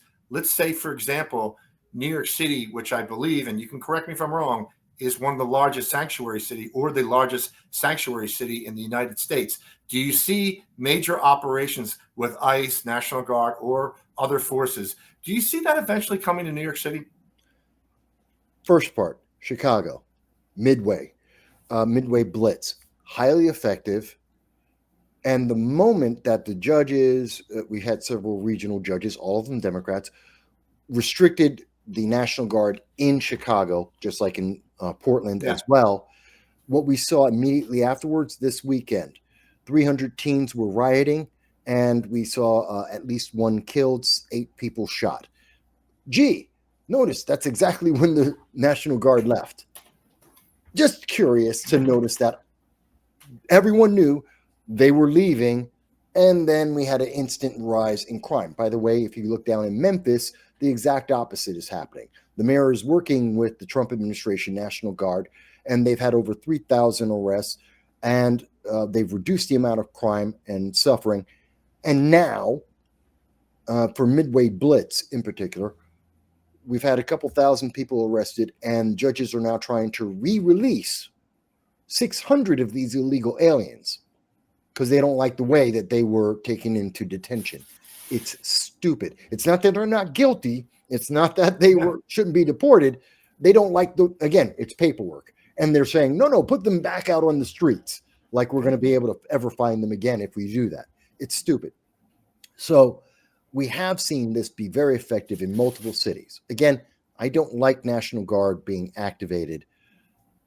Perfectly logical in LA. We had foreigners that are gangs, that were being encouraged by California elected officials to attack law enforcement. And the local police could not handle that. It made sense. Put in the National Guard and the Marines, and it worked. It makes sense in DC. It's not a part of the United States. DC is a territory. It's not part of the United States, and it's run by the federal government.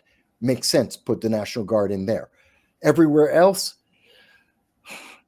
tricky. So that also applies to New York. Should National Guard troops come into New York? Almost never. Unless we have foreign gangs that are being incentivized and are actively attacking both federal locations, federal facilities, and the public, and the New York police can't handle it. Then that makes sense. It is out of control. Separate of that, no, we shouldn't have them in. And the threat that they could be coming is, I think, more powerful than them actually being there. It drives out these illegal aliens and the criminals that are often with the illegal aliens. Michael, listen, I can see a portion of your argument there. Yeah. But how about like in 2020 and other rioting and looting across the United States, when clearly, and I can say here in Philadelphia, major police forces were given stand down orders. Don't engage or lightly engage. Well, I think that certainly opens the door to National Guard, because when you have the Democrats who are deeply embedded, like here in Philadelphia, saying, oh, don't go after the protesters too hard. In fact, let them run wild and burn the city down. I'm not Then I think disagreeing. there have to be big decisions made. I'm not disagreeing with you on that. Again, I said the circumstances have to be extreme. And I gave the example of LA and also DC. Right. So those are unusual circumstances. They have to be extreme circumstances. And again, loss of control by local police, even state police. Then yes, that's what the National Guard is there to do. And so yes, they should be activated in that case. But without those extreme actions, no, they shouldn't. Now, I'm perfectly fine instead of putting in National Guard if we don't get that extreme, and we shouldn't have to. But I'm also perfectly in line with and agree with, put in the FBI, put in the DEA, put in all federal agencies, ICE, everyone, and throw them in. Absolutely. No, you don't have the National Guard, but you've got every other federal agency in there, and they're doing what they're supposed to be doing. So I think that's perhaps. Well, Michael, listen, I hope it doesn't happen. I mean, we're talking extreme measures here. You would hope that the local authorities can address it. But let me run something by you. Sure. Were you surprised, Michael, in the past week or two in Charlotte, North Carolina, where ICE had a major operation, and that in the schools, the local schools, they were down. The students were 20 to 30% minus students were there across the city schools, and also most of the construction sites across Charlotte, North Carolina, were almost essentially empty. Yeah. Is the extent of illegals in this country, is it really that high? There's about 50 million. Some would say, I've seen estimates of 50 to 80 million. So whenever you hear people say, oh, there's about 20 million, 15 million, you're using numbers from 1990. Yeah. That's what those numbers come from. In 1990, we had somewhere between 15 to 20 million illegal aliens. And today we have somewhere around 50 to 80. To give you a quick idea of that, and just to debunk this completely, let's say we had about 20 million illegal aliens, if that was the 1990 numbers. And then we have 4 years of Joe Biden. That's at least 8 million, some estimate as many as 20 million illegal aliens coming into America. That's the 8 million we know of. And the natural answer is double that number. That's what really came in. We only caught half of them. So that would mean 16 million came in. 16 million plus the 20 that were already here, that's 36 million that we can easily estimate. That's assuming that not one illegal alien since 1990 came into America, which is stupid. So we're at somewhere between 50 to 80 million illegal aliens. You know what, in America. Michael, and I'm not saying I agree with everything she says. Ann Coulter has been screaming exactly what you've been saying for years, saying that the number of illegals is what you're talking about in that range. So it makes it, well, it also, Michael, when, I hate to drag all these things if I will, but, look at the shutdown and people, that 42 million Americans on SNAP and other things like that, there almost seems like the potential for abuse, or a lot of illegals engaged in some of the welfare programs, that I would have hoped that DOJ would be able to illuminate that and get people off the rolls that shouldn't be there. Well, that was the purpose of DOJ, and we would have loved that, except the very same Democrats that are more than willing to do anything and everything, they're bending over backwards, spending taxpayer money to protect illegal aliens. There's Kat Abu. She's running for the Illinois 9th District. She just got arrested. Why? CBS has video, full video, not her 15-second edited video, but a full segment, about 30 seconds long, showing her trying to stop law enforcement from doing their job, which is a crime. Actively trying to break down one of their vehicles. That's a crime. And she got arrested for that. She thinks this is something to celebrate and part of the reason why she should win. I'm like, you're out of your mind. Another case of that we see here in New York City, a guy named Jose Vega is running for the New York 15th District, which I happen to live in. And he's going up against Richie Torres, my current congressman, Democrat, useless guy. Vega just had his dad. He's like, he was illegally arrested by ICE. Your dad's an illegal alien. And apparently he had a deportation order. I understand it's personal, and I understand he's upset. It's not illegal. He's like, the Democrats sent ICE on my dad. Your dad's an illegal alien. Is it mean of them to do that? Yes. But you should have known he's breaking the law. And why should you be a congressman if you're breaking the law? So I'm saying that to highlight that we have a very embedded problem, and a lot of people are trying to use that for their political advantage based on emotions that are ginned up. We have video after video of these people giving a piece of the truth to the public so they can emotionally manipulate them for their selfish personal advantage. And this is happening from Democrats. Excuse me, Republicans aren't doing anything like that. That's just Democrats doing that over and over again. Their priority is the illegal aliens. The reason, by the way, why, because I've been asked this before, why do they want 50 million illegal aliens in America? Because New York State is losing people. New York State there are about 300,000 people leaving New York State every year for the last decade. And the census, when it gets done, well, that determines how many people you have in the House of Representatives. It determines how powerful your state is. New York State in 2020 was supposed to lose 3 members of Congress in the House of Representatives. Joe Biden came in, first day, 48 hours, he put out an executive order and said, no, count the illegal aliens as if they're citizens. New York State loses 1 congressional candidate, not 3 that we were supposed to. Why? Maintains power. Same thing happened in California and in Illinois, other blue states as well. That's why they're protecting their power base by having illegal aliens so they can count them as part of the population so that they can maintain. If you took out the illegal aliens out of the census, California would lose something like 5, possibly 10 seats. New York State would lose another 2 to 3 seats in the House of Representatives. Their power would be massively diminished. Michael, do you believe that self-deportations are way more, as far as numbers, people leaving, as opposed to actually the mass deportation that most illegals now are saying, I better get out here before they lock me up and then I'm banned from the country? It's hard to tell. Again, because we don't know how many illegals we have. Again, you can hear numbers quoted, depending on what source you're looking at, somewhere between 20 to 80 million. And we do know there's been 1.5 million deportations so far. That's in less than a year, which is huge pace. But I don't know. We do know that some illegal aliens have taken up the Trump administration's offer of $1,000 to deport, and they'll give them cash. Fine, because it saves us about $15,000 per illegal alien, which is great. But we don't know how many just decided to pick up sticks. Well, Michael, let me be more specific. Let me put it to this way. Are you satisfied with the deportations up to now?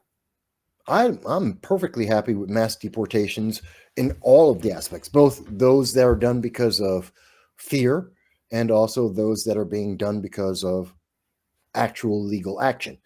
Get out my country. They shouldn't be here. They're a drain on the system. They're a burden. They harm American citizens net, as well as individually. We have no responsibility to them. Send them to Antarctica. Okay, I got you. I'm not kidding when I say that. No, I know. Michael, listen, I want to move on. I was actually talking to my cousin in Dublin today, where we were on the phone, and he listens to the show a lot. Mm-hmm. And he says, I want you to address a question tonight. And I said, no, let me throw that at Michael Vass tonight. And it's been out there for a couple of weeks, but I want to get your spin on this. Oh, boy. Okay. As far as, there'll be a few things here I'm going to ask you. As far as the 50-year mortgage, the 15-year car loan, and I know you spoke a little bit about the $2,000 check to every taxpayer in the United States. Is that the right solution right now to address, like I mentioned earlier, the under 30 crowd, and saying, okay, maybe we can be now, maybe we can become a homeowner, maybe get a car, or is this more favorable to the Wall Street crowd? You know, I'm really happy that I really cover a wide base of things because you just go everywhere. I love it. I love it. And I don't know, new people to the channel who've never seen this. I never know what you're going to ask until you do. Yes. So let's start with the last thing you were talking about there, which is cars, mortgage, and not $2,000 check. As I said a little bit earlier, I think it's better to have that put against the national debt. Let me explain that real quick. Every time we print a dollar, the dollar you have in your pocket is worth less. We have $38.2 trillion in debt at this moment. This could reduce the number down to 37. Every dollar we don't print, every dollar we pay off on the debt, the dollar in your pocket goes up. You can buy more. But that's a long-term solution. That doesn't fix things instantly right this second. But I think that's the better answer. I don't mind that it takes longer. Most people aren't used to that. They want an immediate answer, so they want the $2,000 check. I get it. That's the argument that's before us. So I think the long-term answer is pay off the debt. Now, looking at when we're talking about a 50-year mortgage, I used to be a homeowner, and 2020 destroyed my business. It destroyed my life. I lost my house. I lost 95% of everything I own. I've already said that publicly. It's just the truth. No sympathy here. I'm just telling you what happened to me. And this happened to millions of other people across this nation as well. But if I had a 50-year mortgage, now imagine, I started this off, I bought back in 2009. I was expecting the markets to rebound. Business was much better then. And I had the cash flow. I bought my house. It's the first house I could afford. And I was able to pay down. I was even ahead of my payments within the first couple of years. I was way ahead. I was paying down on principal, really knocking it out. If I had a 50-year loan, again, starting with the same circumstances of I had a good job, I was able to afford it, my payments per month would have been even lower than what they were, which is lower than rent, especially in places like New York City. Way lower. So now I would have been able to pay even more in advance, making the same payment I made back then, except I had a 50-year mortgage. So my payments each would be smaller. Thus, I pay down more on the deposit. That means in 2020, 21, I wouldn't have lost my house. I probably would have paid off the house by then. So it's advantageous. People are upset because, well, in 50 years, I'll never own my house. Look, you're living in the house every day. You're fixing the house. You're taking care of the house. As long as you're paying the bills on it. And by the way, if you're renting, you're paying bills anyway on all of these things, just in a different format. Michael, look at it this though, from this perspective. Huh? The average person getting a mortgage is in their 40s or 41 years old now. And you're talking about a 50-year mortgage. So you want to be paying that mortgage in your 70s, 80s, or 90s? Realistically, you're not. Because, again, you're reducing the amount that needs to be paid substantially. So great example, okay, if I have an apartment, anywhere in America, a one-bed, a studio is going to cost you about $1,200. Anywhere in America. Prices only go up from there. So you're looking at $1,200. I get in a house, my mortgage was about $600. No, at the highest, it was $750. At the highest, when I first got that mortgage, I was making payments of $750. That's over $500 less. If I put the same money I'm putting into a rental into that mortgage property, I'm paying that house off in about 1/3 the time. And now make it a 50-year mortgage, which cuts that price per month in half. So instead of $750, I start off at $375, and I'm used to paying $1,200. I could save $200, $500, make a $1,000 payment or a $750 payment. I'm paying off this property in half the time. So it's a benefit. And if you have, and what the 50-year mortgage is really about, it isn't even about all of that. It's something happened in the middle. Like, hey, I went through 2020. The lockdowns happened. Businesses evaporated overnight. I had to run through all of my savings. And if I had a 50-year mortgage, I could have survived that. I didn't. I had a Okay. 30-year. I couldn't survive it. All right. Well, Michael, listen, I'm not, my wife handles all the finances. What about the 15-year car loans? Same principle, but here's the problem with the 15-year car loan that doesn't happen with the house. The house I was in that I owned was over 111 years when I left it. It was over 111 years old. Had original brass fittings. It was actually initially a gas-powered house. Right. That's how old it was. I can do that. You can do that with a house. House can last for 50, 100 years. No problem. If it's built right, absolutely. It'll last for generations. A car, especially modern cars, they're built to last for about 5 years. They don't expect you to keep the car. They expect you to trade it in on a lease. You'll never actually own it. And you're constantly flipping cars every roughly 5 years, maybe 7, realistically. So they don't care. A 15-year loan on a car isn't as effective because cars are going to break down. And now you're going to be dumping after that 5-year mark. It's not built to really last longer. Now you're just dumping all your money into keeping that car going. That's not effective for you. That's not beneficial. You're going to flip that car, which is what the industry has built in right now. So 15-year car loan isn't helping you. It doesn't give you the same asset that a house does. So I don't agree with the 15-year car loan. I get it.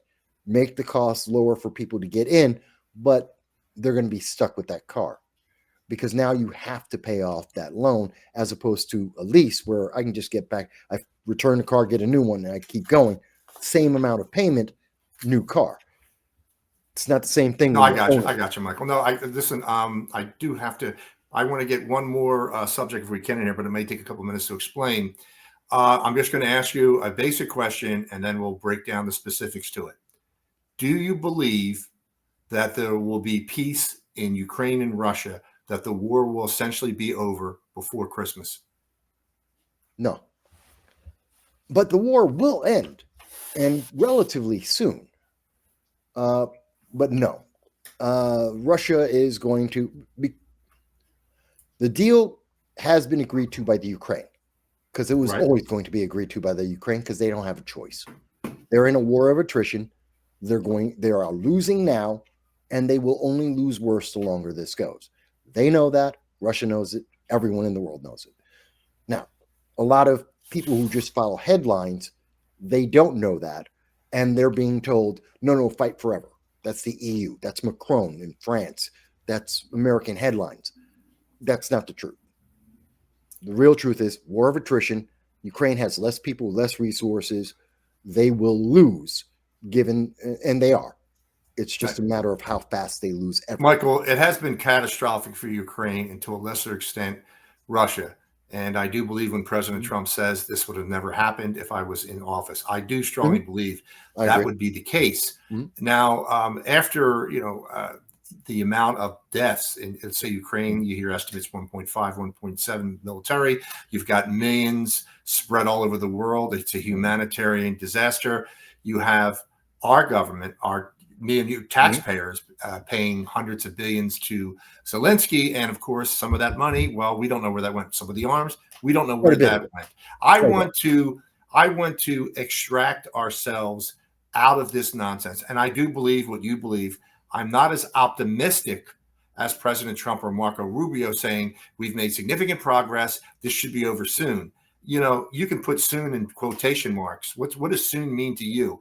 The way I've been watching the EU elites in the last couple months, and just in the last couple of days, Zelensky and others, like you said earlier, Macron or Starmer or the German Prime Minister, it sounds like that they're doing the exact opposite. They're looking long term, and the way they're talking, and it's really nuts, that they want to go in on their own if they have to, if the United States backs out. Now, my understanding is, Michael, that President Trump gave Zelensky until Thanksgiving to come back with a decision. The way things have been dragging on and on and on, and the fact that Zelensky says, I'm not going to cede an inch of Ukrainian territory. Well, that's going to be problematic. Okay, because one of the obviously the primary reason for Putin to come in, whether you hate him, like him, indifferent, whatever, is that his belief, and a lot of people out there, independent observers, that ethnic Russians were being murdered by the thousands. And it was documented, I guess, around 14 or 15,000. And Putin said, we've got to come to some type of a truce, or this has to stop. It didn't. They tried the Minsk Accord. That was pissed on, essentially. And now we're here almost, it'll be 4 years, February, that we're into this war. I'm sure Putin didn't think it was going to last that long, or even Zelensky. I do want the war to be ended. I wish, I'm hoping President Trump and his just sheer will can possibly end it, because we know, Michael, like entities like the UN, you would think in a perfect world that they would have worked hard to end this conflict, but they are useless. So, yeah, I do believe it's going to be past Christmas before this gets resolved. It absolutely will. And to give the reason why I was talking about the war of attrition, Russia has the upper hand, and they know it. Everyone knows it. Which is why they are making the demands and leading this entire process. By the way, nobody in the world could get Russia to even talk about the potential of a ceasefire until President Trump came in. And that's when Putin reached out and said, I'll consider it. And that started the process. Trump thought it would happen faster, took a little bit longer. When Democrats decided to give Zelensky this false impression that Europe and Democrats would do it on their own, that just made the problem extend. So we know right now, Zelensky has said yes to almost all of the terms, the 28 points, almost all the terms of Trump's peace. Russia has said yes to almost every single one of the terms of the Trump peace. There's a couple of individual things they got to work out, which is to be expected. But that means we are on the path. Now it's those small pieces. Both sides have to come to a very simple understanding. The easternmost portion and the southeastern portion of Ukraine belongs to Russia. They won it in war. It's theirs. They're not going to let it go. Can't do anything about that. It's done. The sooner that Ukraine says, we'll live with it because that means we live, the sooner this is over. Europe wants the fight to go on forever. They're like Joe Biden. They want that fight. It's good for their economy as well as, it's good for their economy as long as America is paying the bill. If they're paying the bill, they want it over immediately. If we're paying the bill, they want it to go on forever. Michael, world history conflicts tell us that the victor determines the terms, the final terms. The person that wins the war determines it. But it would appear from the European press and a lot of the American press here that that's not the case. It's like, well, we're going to do this. I think that unfortunately it will drag on longer. And Michael, at one of these points, something bad can happen. A missile fired by Russia or Ukraine into Moscow, and there's hundreds of civilian casualties, or vice versa, can trigger something that the world would regret, because it could really turn this into a wider conflict, which I'm pretty sure Russia and the U.S. doesn't want that to happen. But apparently the nutty Europeans think that this is the end of the world, that if you don't stop Russia, Russia's going to come over and occupy Western Europe, which is complete bullshit, of course. But well, it's unlikely because the first stop, Poland, 4.7% of their GDP goes to military. They're prepared for this. There's several nations. Sweden is also another one that's prepared. The Danes, the Germans, they're all preparing for this. Germany's going up to 3.5% of their GDP for military. So no, Russia isn't going to just barn stomp into Europe. It's never going to happen. And that would trigger NATO. So that means America's in. They're not going to do that. But again, it's to the advantage. Europe wants to look important. They believe it's the 1800s. They think that they have this massive power over the world. They don't, which is why when it comes push to shove, they always admit that, they want to keep the war going if America will back them up. Yes. They'll drop troops into Ukraine as long as America backs them up. And if we don't, they won't. So that's the reality of it. Russia's going to dictate the terms because Russia is winning. We know that in the United States. Ukraine is holding hope, and Europe is feeding the hope. And that's Pandora's box. It's the last plague of man, is this endless hope that isn't realistic. So the sooner that they give up on that unrealistic hope, the sooner they get to rebuild. The best thing that could happen to the Ukraine, yes, they'll lose the East and they'll lose part of the South. Fine. And at that moment, the United States gets to activate our part of the deal, our treaty. We send in our independent businesses to rebuild the infrastructure of the Ukraine. We build roads, electricity, schools, doctors, and most importantly, mining equipment and refining equipment so we can get to the rare earth minerals. That's part of the deal, that we can use them, again, reducing our dependence on China, and giving until we get the opportunity to do something with Greenland. We get to access those rare earth minerals. This is like the 4th or 5th largest deposit in the world. We get to use that. Some of the money goes to the Ukraine on that. Some of the money of sales of that go to the United States, and we get access to the minerals themselves that we need. Yeah, no, I agree with you, They Michael. get a better country. Yeah. The world gets better off. I agree with you. I just hope the whole mess ends. Listen, Michael, the last minute or two, where can the Matthew J. Show viewers and watchers, where can they find Michael Vass during the week and everywhere else? Where can we find you? It's really easy. You go to No Soundbites, and as you can see over my head, it's with an I, No Soundbites Allowed. Put that into any search engine in the world, you will find me. I know. I've been to England and Paris, and I did it myself. I came up in the search engines. Only place it's hard to find me is in the United States, believe it or not. But you put that in, I'm on YouTube and Facebook and, of course, obviously X, Twitter here, and a few others. Just No Soundbites Allowed, you'll find me.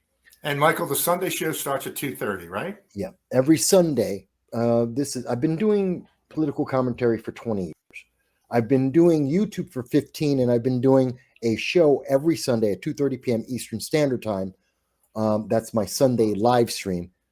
It's a little long for some people. I do about 5 hours. You don't have to be there for every minute of it. A lot of people go in and out on different subjects. But it's very interactive with the public, and I've been doing that for 8 years. And currently, and I just want to restate from what we said at the beginning of the show, currently we have on all of my properties, wherever you find No Soundbites Allowed, my stuff, 50% of everything that I am able to raise in November, December is going to be given to the Jericho Project in January. So that's buying mugs and t-shirts off of Zazzle. It's super chats or Rumble rants. That's doing PayPal or Patreon. Doesn't matter. However I get money in from the No Soundbites Allowed, half of that I'm taking and I'm giving it over to the Jericho Project to help homeless, veterans, and families, because Zorhan isn't going to do it, and New York State hasn't done it. No, that's great. Now, Michael, I'm glad you said everywhere where they can donate to the Jericho Project. Well, Michael, listen, thanks for coming on the Matthew J. Show. I know we covered a lot of stuff. And, Michael, I know how much you enjoy the rapid-fire questioning. I do. The thing is, I'm not going to throw anything at you where you're not going to be able to respond. You're not going to say, pass. You're going to answer the question head on. And I think the listeners and the followers really appreciate that. You've tried in the past, by the way, to try and stump me. You haven't got it. Hey, man, this is great. This is what the American people want to see, Michael. They want to hear the truth, see the truth. And that's what we're going to provide them. But, Michael, thanks for coming on the show, and you'll certainly be on soon. We'd like to have you back if you'll come back and visit us again. But I really enjoyed tonight, and we will see you again soon. Absolutely. Hey, don't forget, I want you to have a great Thanksgiving. And to the audience of the Matthew J. Show, I want you all to have a great Thanksgiving. One last thing. If you have any dark feelings, any difficulties, I know it's the holidays. A lot of us do. Don't forget, 988. Call or text. That's the suicide hotline. If you need the help, reach out. There's always someone there for you. I love you all. I want you to be here the next time I come onto the Matthew J. Show, and I want to hear what you have to say. So you better be here. That's a solid message, Michael. Thanks for that. We'll be talking to you soon. Have a great night.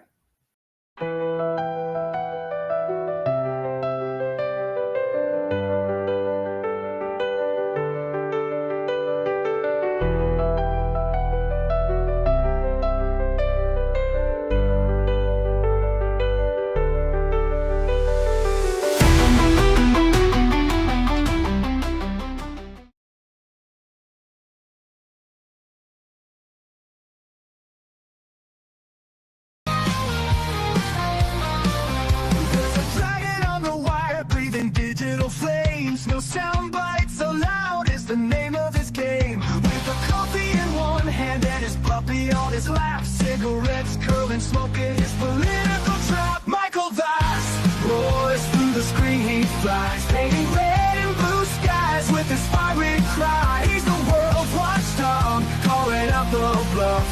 Right-wing swagger, but his heart's pretty tough.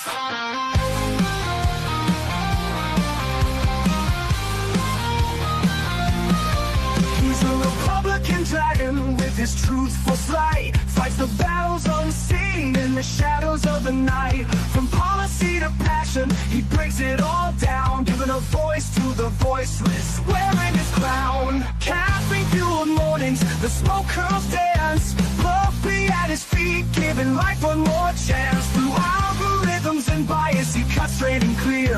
Michael's roar echoes in the hemisphere. Michael Vass roars through the screen, he flies, painting red and blue skies with his fiery cry. He's the world's watchdog, calling out the bluff.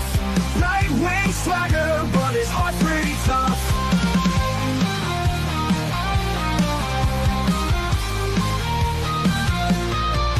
No soundbites allowed is his ultimate creed. A dragon's perspective where facts are the seed. Standing tall on his battlefield of thoughts, guarding the truth that others forgot.